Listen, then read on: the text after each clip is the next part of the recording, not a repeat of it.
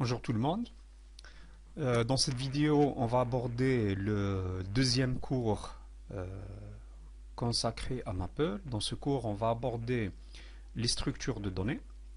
Avant d'aborder les structures de données, on va parler de deux commandes. La première commande, c'est la commande OP, donc pour operand.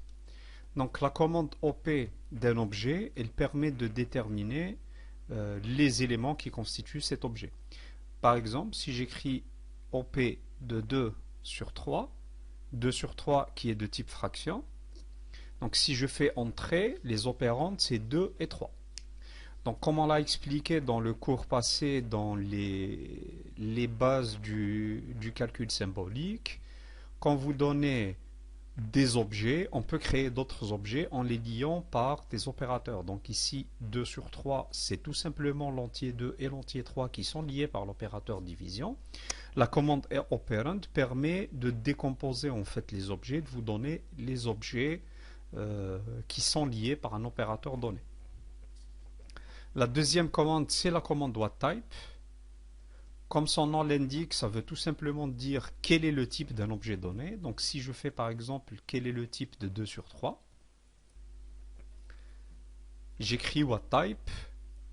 Ah, j'ai fait une erreur, j'ai oublié un T. Donc c'est whatType. Voilà, et le type c'est fraction. D'accord? Souvent pour se retrouver dans des structures de données, ou bien quand vous avez un doute sur le type de données que vous êtes en train de manipuler, ça peut arriver dans la programmation ou bien dans certains résultats de programme. Quand vous avez un doute sur le type de données, c'est souvent pratique d'écrire whatType et d'écrire un objet entre parenthèses.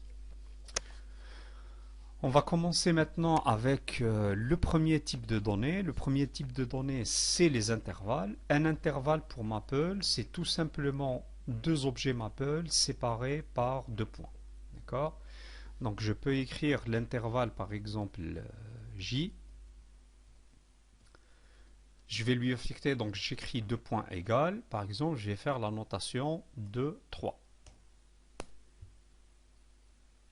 Donc le logiciel va me rendre J reçoit de 3. Attention, ça n'est pas l'intervalle réel de 3, c'est tout simplement les entiers 2 et 3 qui sont liés par un opérateur qu'on va appeler l'opérateur intervalle. D'accord?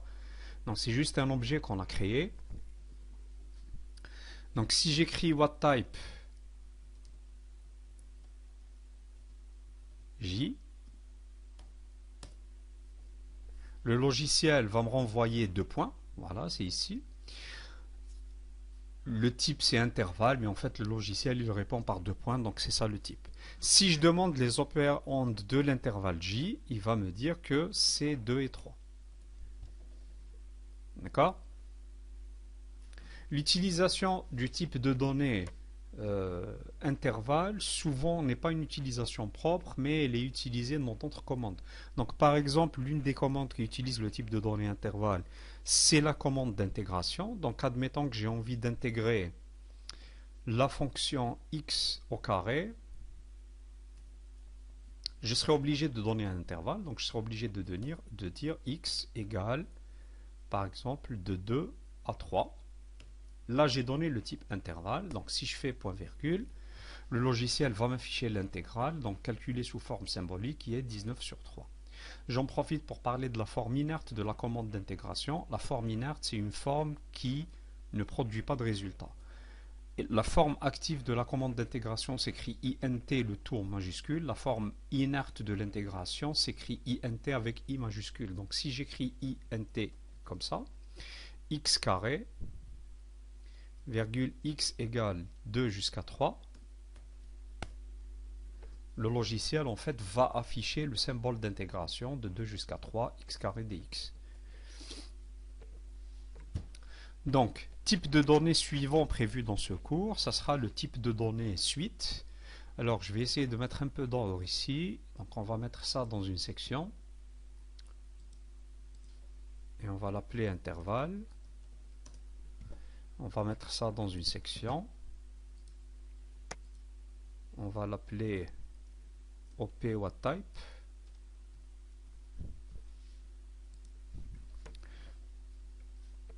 Le type de données suivant, c'est le type de données suite. Une suite sous Maple, c'est, en fait, le terme anglais l'indique un peu mieux, c'est juste une suite d'objets au sens littéraire où l'ordre est important. D'accord? Donc, si j'écris comme ça, A, virgule, par exemple 1, 2, 3, B, virgule alpha, ça en fait c'est une suite. C'est une suite dans le sens où je connais le premier objet, le deuxième, le troisième, le quatrième, etc. C'est une suite dans ce sens-là. Ça n'est pas une suite numérique ou bien une suite au sens mathématique du terme. Je vais donner un nom à cette suite, je vais l'appeler tout simplement suite, et je vais écrire le symbole d'affectation, on va faire entrer. D'accord? Donc là j'ai défini une suite. Si j'écris la commande .type pour suite, le logiciel va écrire le mot XPR SEQ, c'est pour Expression Sequence. Donc on prend la première partie de Expression et la première partie de Sequence. Donc il va vous écrire, il va vous donner cette réponse-là, qui est le terme qui va désigner une suite. En fait, Expression Sequence, c'est Sequence qui désigne exactement suite. On peut retrouver dans une suite, on peut utiliser l'indice pour retrouver un élément. Donc dans ma suite à moi, si j'ai envie de retrouver le premier élément, il suffit que j'écrive entre crochets, par exemple 1. Donc si je demande suite de 1, il va me dire c'est A. Si je demande suite de 4, il va me donner le quatrième élément de suite qui est 3. Ce qui est commun dans la manipulation des suites, c'est que vous pouvez placer des éléments avant, des éléments derrière. En fait, on peut faire des manipulations assez intuitives. Admettons par exemple que pour ma suite, j'ai envie de rajouter avant alpha deux éléments, on va dire -1 et -2, et plutôt, avant A, je vais rajouter -1 et -2, et après alpha, je vais rajouter quelque chose. Donc j'ai envie de rajouter -1, ben, j'écris tout simplement -1, virgule -2, ensuite je vais faire virgule suite. Si j'ai envie de rajouter d'autres éléments à la fin, après alpha, qu'est-ce qu'on va rajouter? On va rajouter Z, on va rajouter T par exemple, on va rajouter Y. Voilà. Le résultat sera que j'ai transformé ma suite, donc j'ai placé ma suite au milieu, j'ai placé des éléments à gauche, des éléments à droite. On peut faire, en fait, c'est comment de faire des manipulations comme ça. Le jeu d'indices, bien sûr, va changer. Suite de 1, ça n'est plus la même chose.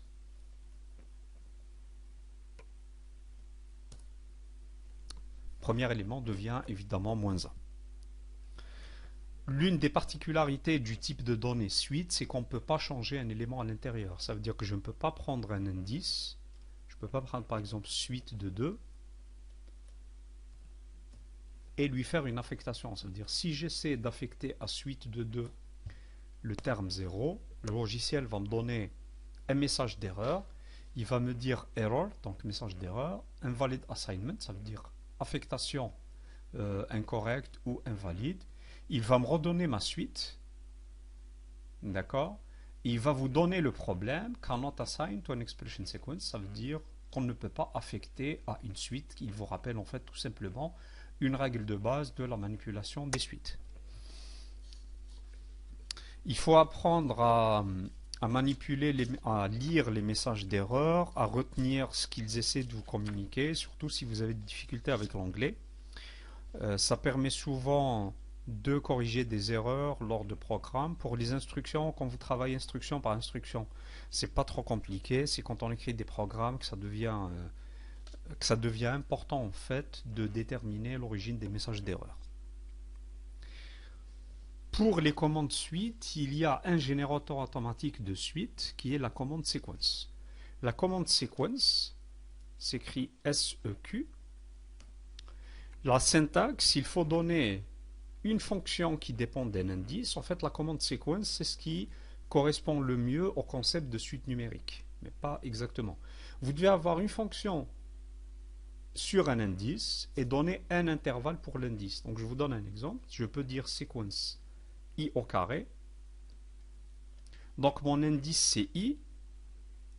Ma fonction, ça sera i carré. Et je donne un intervalle pour i. Par exemple, je peux lui dire que i va varier de 0 jusqu'à 5. Qu'est-ce qui se passe? En fait, la commande sequence va créer pour l'indice i. Donc de 0 jusqu'à 5 part pas de 1. Donc 0, 1, 2, 3, 4, 5. Il va calculer à ma place la fonction i au carré. Il va me créer une suite à la place. Donc cette commande-là, elle est très pratique dans plein de situations. En programmation, le type de données sortant, c'est une suite. Donc on peut le vérifier tout de suite. Je vais lui dire what type. On va écrire %. Alors % désigne le dernier résultat calculé.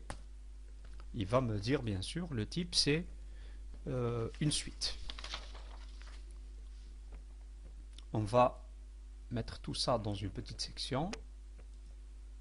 Donc ça c'est section pour les suites. Autre type de données maintenant prévu dans le logiciel, c'est le type de données ensemble.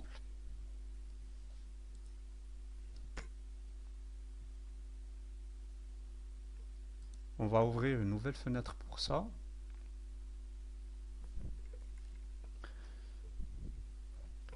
Les ensembles en fait sont donnés en listant tout simplement les objets entre accolades. Donc je peux définir un ensemble comme ça. E, deux points égales, j'ouvre une accolade, je donne mes objets A, B, C par exemple, `1, `2. Je ferme l'accolade et j'ai défini un ensemble. Par nature, cette syntaxe, elle ne vous permet de définir que des ensembles finis. D'accord. Le type s'appelle set, qui est le mot anglais pour désigner ensemble. Donc, what type E, le type c'est set. D'accord. Je peux transformer un ensemble en une suite en listant les opérandes de l'ensemble.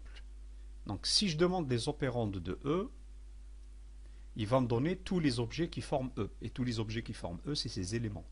Donc, il va me dire c'est 1, 2, ABC. D'accord.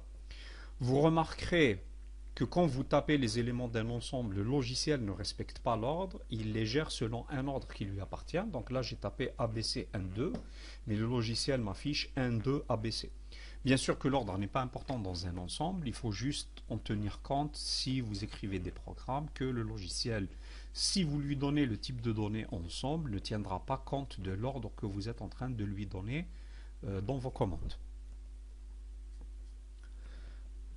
Si je liste les opérandes d'un ensemble, le type est transformé, ça veut dire le type de cet objet-là, c'est clairement une suite. Donc si je tape what type %, donc le dernier résultat calculé, son type c'est expression sequence, donc qui est une suite.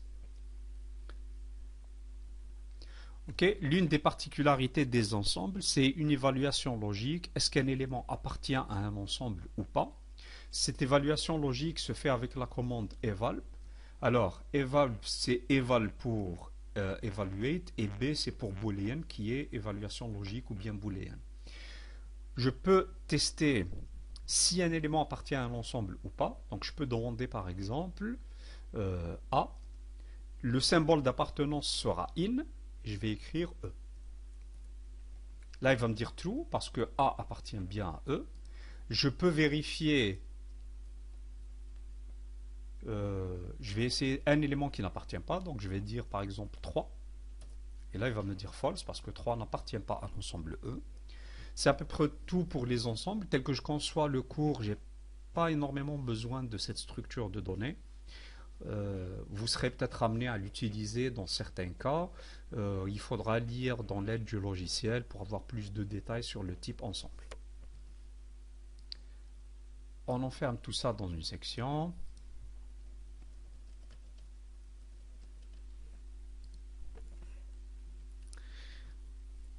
Maintenant, on va aborder le type list. Le type list est commun en fait à énormément de langages de programmation, pour ne pas dire peut-être tous. Dans une liste, l'ordre est important. Dans le logiciel Maple, elle se déclare par décrocher. Donc si j'ai envie de créer une liste, par exemple, je vais l'appeler liste tout simplement. Deux points égales, je dois ouvrir et fermer, pardon, voilà, décrocher. Je peux dire que ma liste par exemple c'est X, Y, Z, T.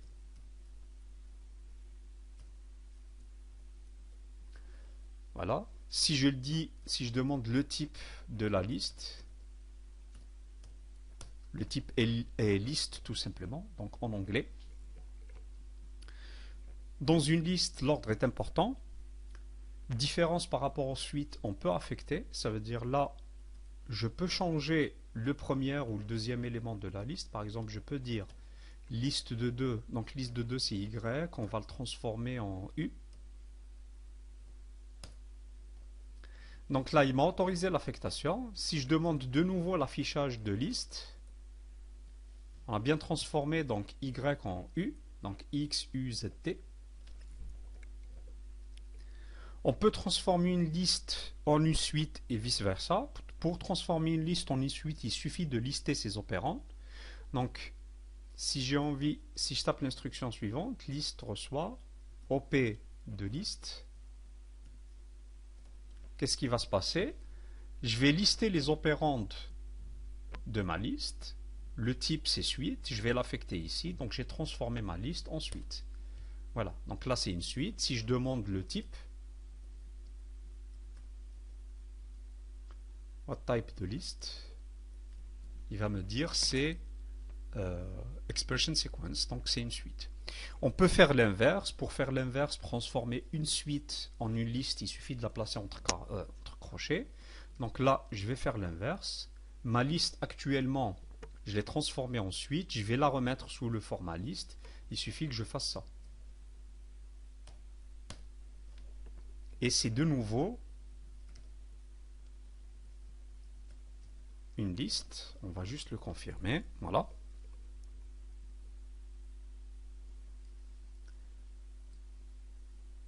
Le type de données liste et le type de données suite, c'est les deux types de données que vous allez le plus souvent utiliser en programmation sur Maple, du moins pour... La dernière structure de données qu'on va aborder, c'est la structure de données table. À l'inverse des listes qui sont indexées par des entiers, dans une table, on peut choisir le jeu d'indices qu'on souhaite. Donc c'est la structure de données la plus flexible par rapport aux suites et par rapport aux listes. Donc si j'ai envie de créer une table, ça se crée par le mot table, donc T-A-B-L-E en anglais. Je vais faire un exemple. On va créer une table avec des possibilités. On va l'appeler par exemple logique. Deux points égales. Et je vais créer une table. Et le jeu d'indices. Donc on ouvre une parenthèse. Et en fait, dans une table, il faut écrire premier indice à gauche égale sa valeur à droite et ainsi de suite. Donc par exemple, mon premier indice, ça sera petit a égale vrai. Mon deuxième indice, je vais l'appeler B, je vais lui affecter la valeur faux. Mon troisième indice, je vais l'appeler C, je vais lui affecter la valeur indécidable. Ok? Donc là, on va créer la table. Pour appeler un élément de la table logique, il faut solliciter son indice. D'accord? Donc, par exemple, si j'ai envie de demander logique de B, logique de B va me dire c'est faux.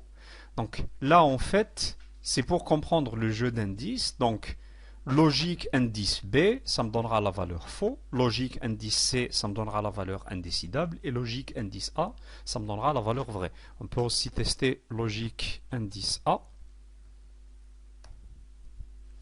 D'accord?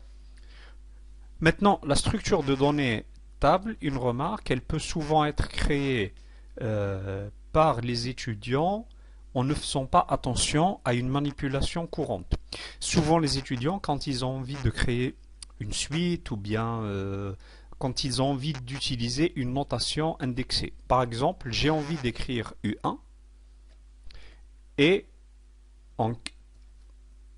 juste pour faire l'affichage de U indice 1, certains étudiants vont écrire comme ça, ils vont lui affecter une valeur. Par exemple, je vais écrire U de 1 égale 0, point virgule, U de 2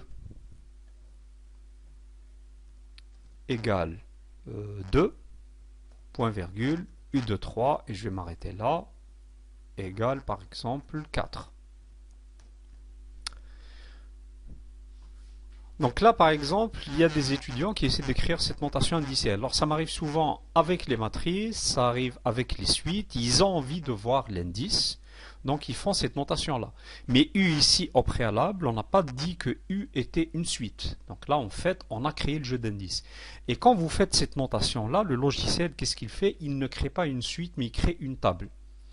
Et le logiciel crée une table, en fait, il n'y a rien qui affiche qui vous dit que cette table a été créée, mais c'est ce qui se passe. Donc si je tape cette notation, le logiciel va m'écrire, ça veut dire ça plaît bien aux étudiants en mathématiques, va m'écrire U indice 1 c'est 0, U indice 2 c'est 2 et U indice 3 c'est 4. Mais ça ne veut pas dire qu'on a créé une suite. Plus tard dans les matrices, la même chose, les étudiants vont utiliser la notation avec indice mais sans déclarer la matrice. Et dans toutes ces situations-là, si vous ne déclarez pas votre structure de données, le logiciel va créer une table et il va l'affecter à ça. Et comment on peut vérifier que le logiciel vient de créer une table? Je vais lui dire U. Là, il ne me dit rien. Et si je demande print U, voilà. En fait, U, c'est une table. Regardez bien la syntaxe. L'indice 1, c'est 0. L'indice 2, c'est 2. Et l'indice 3, c'est 4. D'accord? Donc faites attention quand vous utilisez une notation avec des indices, ça vous crée bien les indices que vous voulez, donc ou bien ici ou bien dans les situations des matrices. Mais par contre, la structure de données associée, ça n'est pas nécessairement la structure de données à laquelle vous attendez, surtout si vous ne faites